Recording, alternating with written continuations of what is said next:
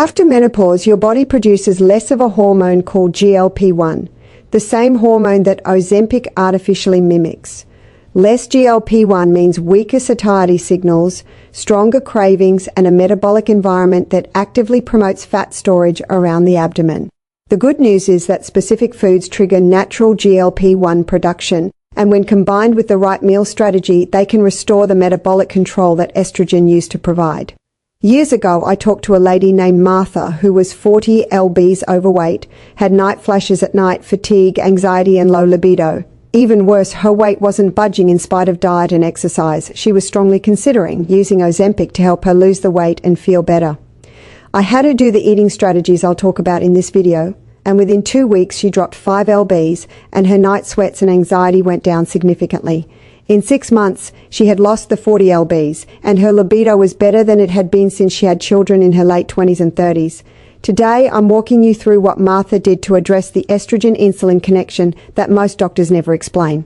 I'll go through the 7 foods that naturally restore GLP-1 and appetite control post-menopause, how to structure every meal for maximum hormone effect, and a fasting protocol specifically adapted for postmenopausal women because the standard advice on fasting can actually backfire for this population.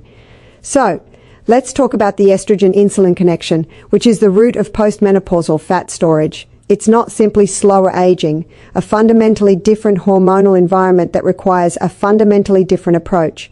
You see, standard eat less, move more, that fails postmenopausal women because it ignores the hormonal drivers behind fat storage, appetite dysregulation, and metabolic slowdown. We know estrogen is a powerful metabolic regulator, and it directly influences insulin sensitivity, glucose uptake, fat distribution, and appetite. When you're premenopausal, so before, when you're having your normal menstrual cycle, you have more estrogen, and estrogen promotes GLUT4 expression in your muscle cells. GLUT4 is a protein transporter that moves glucose, sugar, in your bloodstream into the muscle rather than the fat. It also suppresses ghrelin, which is your hunger hormone, and supports leptin sensitivity. That makes you feel satiated so you don't overeat. When estrogen declines, multiple metabolic shifts occur simultaneously. Your insulin sensitivity drops, so you become less sensitive to insulin. That means you're going to higher levels of insulin being produced by your pancreas, and the glucose is going to be redirected to fat cells. When insulin's elevated in your bloodstream, it stops fat burning. So the only way to burn fat is to get insulin down. When insulin's elevated, it's actually going to shift the fat distribution to your abdomen, to the visceral fat. It's actually going to create this dangerous visceral fat that surrounds your organs, your liver, your pancreas, your heart, and releases inflammatory compounds. Visceral fat is a huge problem, and when estrogen goes down, your ghrelin level rises. That means more hunger and more carbohydrate cravings. On top of that, your leptin sensitivity declines, so you get weaker satiety signals. So you end up eating more and having more cravings. Your resting metabolic rate decreases. Your beta oxidation, fat burning, is down-regulating. So literally, your fat-burning genes are directly influenced by estrogen loss. You also have accelerated bone loss when estrogen goes down. 2 annual loss in the first 6 years post-menopause. 1 in 3 women over 50 experience osteoporotic fractures. It's a huge issue. Sleep disruption rises, hot flashes and night sweats. They elevate cortisol, they disrupt sleep, and they directly drive central fat accumulation. You also have an increased risk of cardiovascular disease. We know estrogen loss makes heart disease the leading cause of death post-menopause, compounded by rising insulin resistance and inflammation. Calorie restriction alone is particularly ineffective because it doesn't address the hormonal environment, and it accelerates muscle and bone loss, and it worsens the overall problem. So let's talk about GLP-1 and PYY, peptide Y, and how they become disrupted after menopause and what we need to do to fix them. So GLP-1 is produced by the L cells in your gut. It signals satiety, it slows gastric emptying, it improves insulin sensitivity, and reduces appetite. PYY, peptide Y, also produced by the L cells, suppresses hunger between meals, works with GLP-1 to suppress ghrelin. So, it keeps your hunger and cravings down. We know estrogen directly enhances GLP-1 receptor signaling. When estrogen declines, both production and receptor sensitivity weakens simultaneously. The result is persistently higher appetite, weaker satiety, stronger cravings, and it's not a willpower problem. It's a hormonal issue. Emerging research confirms estrogen and GLP-1 interact on shared metabolic pathways. Estradiol potentiates GLP-1's effects on food intake, specifically in female subjects. The solution is maximally stimulate GLP-1 and PYY through targeted food choices, and it requires more precision than younger women because there's a reduced receptor sensitivity. So high-protein meals directly stimulate the L-cell GLP-1 and PYY production. Protein has a greater effect on PYY than fat or carbohydrates. We know fiber amplifies the effects. It slows nutrient absorption, feeds gut bacteria, produces short-chain fatty acids that further stimulate those L cells. A 2013 obesity study showed that high-protein breakfast, it elevated GLP-1 for 4+ hours, directly stimulated the enteroendocrine cells in your gut to release that GLP-1. A 2-year randomized controlled trial in postmenopausal obese women showed that a high-protein, low-carbohydrate approach increased GLP-1 response 34 to 45% versus the baseline that was on a normal standard diet. The protein target is 30 to 50 grams per meal. 2024 research recommends 1.1 to 1.5 grams of protein per kilogram a day for postmenopausal women versus the standard they used to recommend 0.8 grams per kilogram a day. So it's an elevation in the protein, which is something I've been teaching for a long time, and this serves a dual purpose. It maximizes GLP-1 and PYY, and it works to protect your muscle and bone tissue so you don't end up losing muscle and losing bone. High protein also helps stimulate human growth hormone, which is your quintessential anti-aging hormone. It preserves lean body tissue. It helps regenerate collagen for healthy skin, hair, and nails. It's great for your immune system. It helps turn on fat burning. So you want optimal HGH, and this high-protein diet, not only does it stabilize GLP-1 and PYY, but also on top of that elevates human growth hormone as well. So, let's talk about the 7 foods that trigger natural GLP-1 and PYY and boost growth hormone. Number 1 is prioritize quality foods. We want grass-fed, pasture-raised, wild-caught whenever possible. We want foods with maximal nutrients and minimal toxins. You know, so much food has microplastics and heavy metals and pesticides and herbicides and things like that.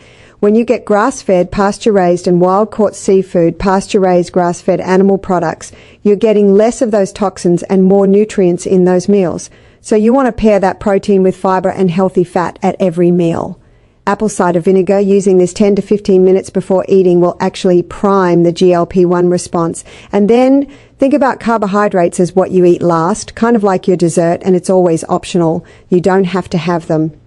So food number 1 is grass-fed red meat. It's got a complete protein full of highly bioavailable amino acids, which directly stimulate GLP-1 and PYY.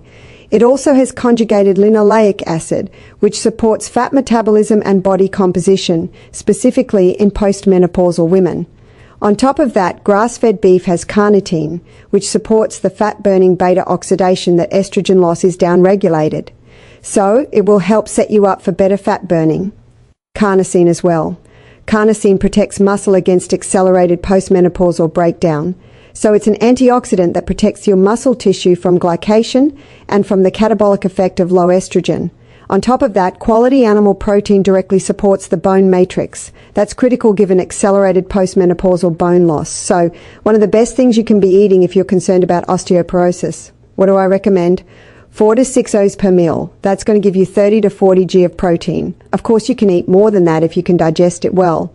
We're talking about things like grass-fed beef, bison, or lamb. Now, when you cook it, avoid charring. Avoid getting kind of the blackened areas. That actually produces something called heterocyclic amines and polycyclic aromatic hydrocarbons, which are carcinogenic. So cook it, but cook it, medium well, just not charring. Food number 2, pastured eggs. That's a complete protein. It triggers GLP-1 and PYY and creates sustained satiety for hours. It's also rich in choline, which helps with fat metabolism. Choline is a bile salt, so it helps with better bioflow. It helps improve liver function. And it's also very important for brain health as well, for helping with acetylcholine, this neurotransmitter in your brain that's responsible for memory.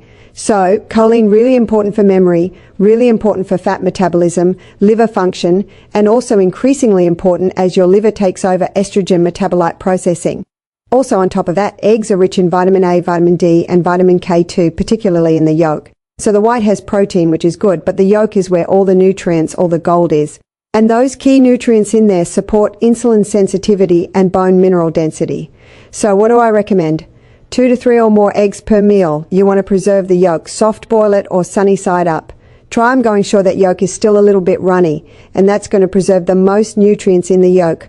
Of course, when you're cooking it, if you're using an oil, cooking in grass-fed butter or ghee or beef tallow. Food number 3, wild-caught salmon, particularly wild-caught Alaskan sockeye salmon. It's got 20 plus grams of protein per serving, which is going to sustain GLP-1 release, rich in omega-3s, which reduce postmenopausal inflammation and support leptin sensitivity. It's got something called astaxanthin. That's what gives it its pink color. Astaxanthin is one of the most powerful antioxidants ever studied. It protects your mitochondria, supports fat burning, and preserves your muscle tissue. And on top of that, the omega-3s along with the astaxanthin support heart health, and that's really important as estrogen's cardiovascular protection is lost during menopause. So, you need even more cardiovascular help. The omega-3s and astaxanthin in the salmon will really help this. Now, how much do you want? 4 to 6 hours, 2 to 3 times per week. You want to make sure you don't overcook the salmon. That's going to destroy the omega-3s and astaxanthin. So I recommend cooking it around medium. Okay, so cook it through, but just don't overcook it. Now, food number 4, one of my favorites, extra virgin olive oil. It's rich in oleic acid, which gives a satiety signal. It activates PAR gamma for fat burning, right? That's a key fat burning pathway. High polyphenols, including oleocanthal, which is known as nature's ibuprofen. This is a really potent anti-inflammatory, which is really important because when you're after menopause, when estrogen drops, inflammation rises in the body. So you want to use these natural plant-based medicines, right, like oleocanthal in the extra virgin olive oil to help keep inflammation under control. Also, olive oil will help slow gastric emptying, which extends the GLP-1 satiety window and very helpful for the heart. We know the Mediterranean diet research consistently shows that higher amounts of extra virgin olive oil consumption reduces cardiovascular risk. What do you want? 1 to 2 TBSP per meal. You want it raw or very low heat. I recommend just never cooking with it. Cook with grass-fed butter, ghee, beef tallow, coconut oil. Those are better oils to cook with, and just drizzle that olive oil on afterwards. Drizzle it on the finished dishes, or for many people I have them take 1 TBSP with their meals. Now, the type of olive oil you get really matters. You want to make sure it has a harvest date on it, and it ensures that it's fresh pressed and high in polyphenols. Most of the olive oils out there, unfortunately, they're not fresh pressed. They have very little polyphenols, so you're really not getting the medicinal component. And that's why I love fresh pressed olive oil. I'm part of their fresh pressed olive oil club. It's the most flavorful artisan olive oil you can find out there. It comes from award-winning artisan farms with a harvest fresh taste to your table. They literally get their olive oil from 4 different parts of the world depending on the season. So, the olives are picked while in their peak ripening season, and they're pressed and sent directly to your door, so they're the richest form of polyphenols. We know that time, light, and heat actually deplete polyphenols. So the faster you get it from the pressing and in a dark glass bottle to protect it from light and heat, the Fresh Pressed Olive Oil Club, their oils are independently lab certified to be 100% extra virgin olive oil, so you can trust the quality. We use it daily on our salads and meals. Our kids love it.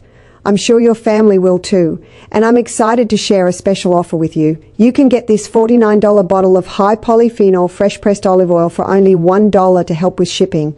Now, I'm on a membership plan, so I get 6 bottles sent to my house every 3 months, and I don't have to think about it. This is liquid medicine, the most powerful supplement you can have in your home. That oleocanthal is so powerful. It shuts down inflammation in your body, protects your heart, protects your hormones. Take it every day, and you're going to see how it changes your life and your health. So, I'll have a link for the $1 bottle in the description, so you can check that out.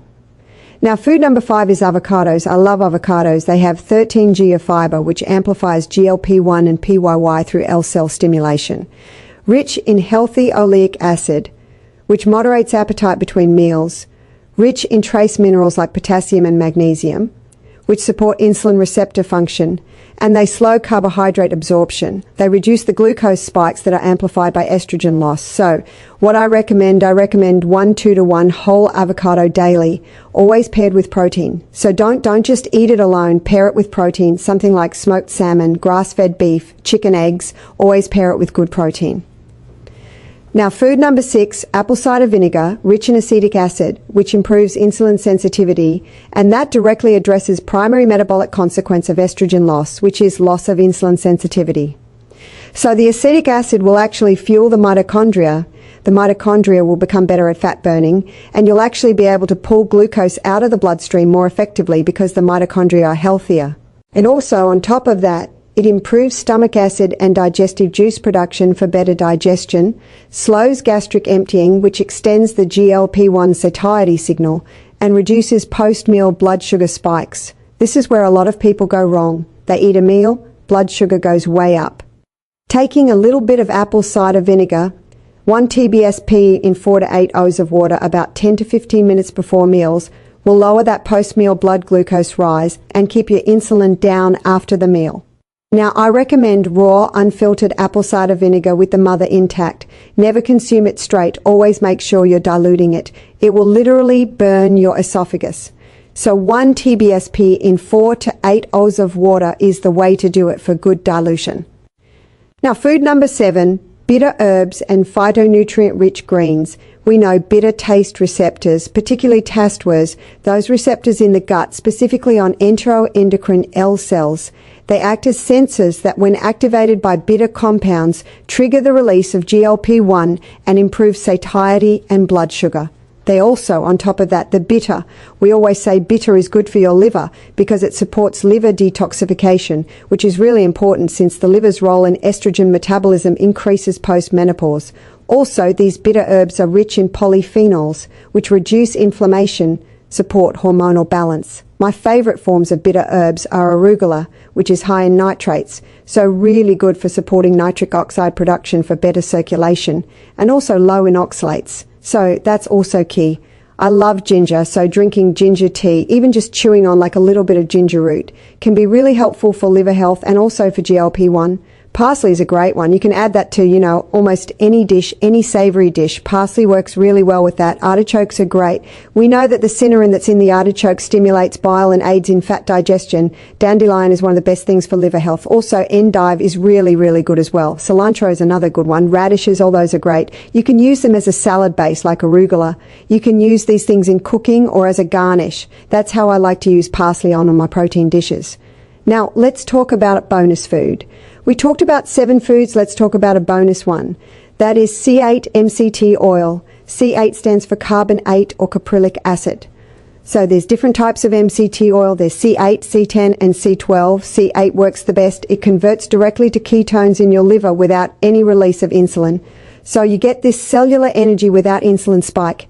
It bypasses the impaired fat-burning beta-oxidation process that takes place in postmenopause.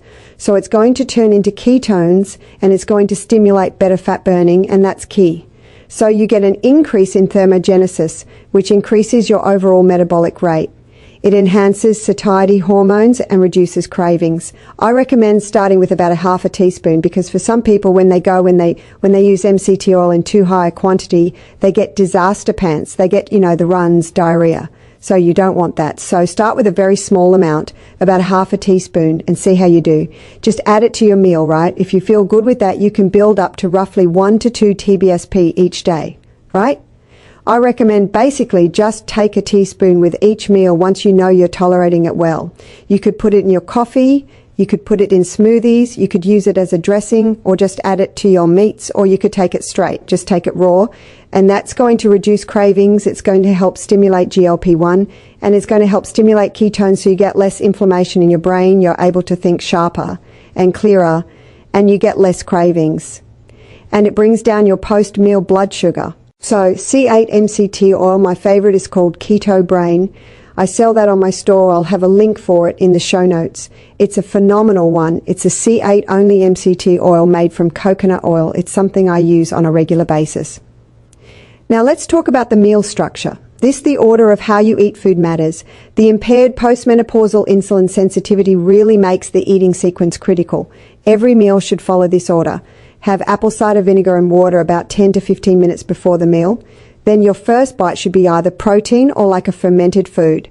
Like let's say you did sauerkraut or pickles, you can have some of that. That will help trigger more stomach acid. Of course, if you had apple cider vinegar, that did the same thing, but then focus on protein. So eat the protein, then have your fiber-rich bitter vegetables second, and then healthy fats. Oftentimes you're getting that with the protein, but let's say you have a salad or something like that with olive oil. Then you're consuming your healthy fats alongside vegetables. And then carbohydrates, let's say it's sweet potatoes or carrots or sourdough bread. Have that last. And that's always optional, right? So you might be full just on the protein and the fat and the fiber. You might not want the carbohydrates. But if you are going to have those, the starch, have that last, or, if it's not starch, maybe it's fruit or something like that. Have that last after you've consumed your protein, fat and fiber. So a sample breakfast would be like 2 to 3 eggs plus 2 hours of grilled chicken and grass-fed butter, plus sauteed arugula and bell peppers with an optional side of berries, maybe a quarter cup at the end. A sample lunch or dinner would be like 4 to 6 hours of grass-fed beef or salmon with a bitter green salad, let's say arugula-based salad with extra virgin olive oil, an apple cider vinegar dressing or lemon juice dressing with apple cider vinegar, and then an optional sweet potato or fruit afterwards. There's no calorie counting needed. GLP-1 and PYY naturally regulate appetite when protein and fiber lead every meal. So make sure you're eating protein and fiber first. So let's talk about a fasting protocol that's adapted for postmenopausal women. We know that postmenopausal women are more vulnerable to cortisol elevations from fasting because they no longer have estrogen that buffers the natural stress response. So aggressive protocols are going to worsen insulin resistance, accelerate muscle and bone loss, disrupt thyroid function. All those things are already under pressure. And a sleep note is important too. We know hot flashes, if you're dealing with those, they already elevate cortisol and fragment sleep. And if you're adding in a lot of aggressive fasting, that adds further stress that compounds all of that. So sleep quality is non-negotiable. Make sure you're really prioritizing good sleep following the nutrition sequence I already talked about. But postmenopausal women actually do better with fasting than perimenopausal women, but they need gentler protocols. That's key. Let's start with a 12-hour overnight fast and then extend by 1 hour every few days. Your target is roughly 14 to 18-hour window of fast. That's going to improve insulin sensitivity and GLP-1 elevation without the cortisol risk. So your eating window is roughly 6 to 10 hours. You want 2 to 3 high-protein, high-nutrient-dense meals in that 6 to 10-hour eating window. Minimum 1 non-fasting day weekly. So every week you want a minimum of 1 non-fasting day or at least a less aggressive fast. So you always want to do an overnight 12-hour fast, let's say from 6 p.m. to 6 a.m. the next morning. That 12 hours is kind of the minimum baseline to give your digestive system rest, to allow your liver to get a full detox cycle. But 1 day a week at least, you don't want to go too far beyond that. Maybe up to 14 hours, right? But you don't want to do a 16 or 18-hour fast. That is going to prevent thyroid adaptation, okay? And that's going to be what we call your feast day. So you want feast-famine cycling. And then when you're fasting, you always want to break the fast with protein and fiber, never just carbohydrates alone. So we call it naked carbs. If you're just eating fruit or if you're just eating carbohydrates, you always want to break the fast with good protein and good fiber. And you want to pull back immediately if you're doing, let's say, an 18-hour fast, but you start noticing severe mood swings, persistent fatigue, worsening sleep, or increased hot flashes, or like an intense post-fast binge, or increased hair thinning, you'll want to pull back on the fasting. So instead of doing 16 to 18 hours, you might just do 14 hours and eat 3 good meals in a 10-hour eating window if that was the case. If you feel good doing a 16 or 18-hour fast, do it 5 or 6 days a week, but make sure you have 1 really good long eating day, like a 12-hour eating day, where you're getting at least 3 really good hyper-eating meals in that day, your feasting day. Now here's what you're going to expect when you do this. Days 2 through 5, you're going to see your appetite stabilizes. So as you start following the nutritional approach, high protein, fiber, intermittent fasting, your appetite is going to stabilize. Your sugar cravings are going to drop and you're going to notice more consistent energy. Weeks 1 to 4, you're going to have less hunger, fewer blood sugar crashes. Your clothes are going to fit differently. Months 2 to 3, you're going to have meaningful visceral fat loss. Muscle and bone is going to be preserved. You're going to have sustained energy, and you're going to have fundamentally different relationship with food. You're not going to be driven by hunger and cravings so much. Unlike GLP-1 medications, there's no muscle loss, no injections, no weight regain. You're going to simultaneously address your cardiovascular risk and bone health alongside fat loss. The same hormonal changes that make postmenopausal fat loss difficult also make it uniquely responsive to the right approach. Address the insulin, restore the GLP-1, protect the muscle and the bone, get the fats and the fiber in the right order. Do that consistently, and your body has everything it needs to shift. Like the video if this changed how you think about your metabolism. Subscribe for more content built on real science. Check out the 7-day fat burning quick start guide as well in the show notes. And tell me in the comments, what symptom from today's video resonated with you the most? And as always, be blessed.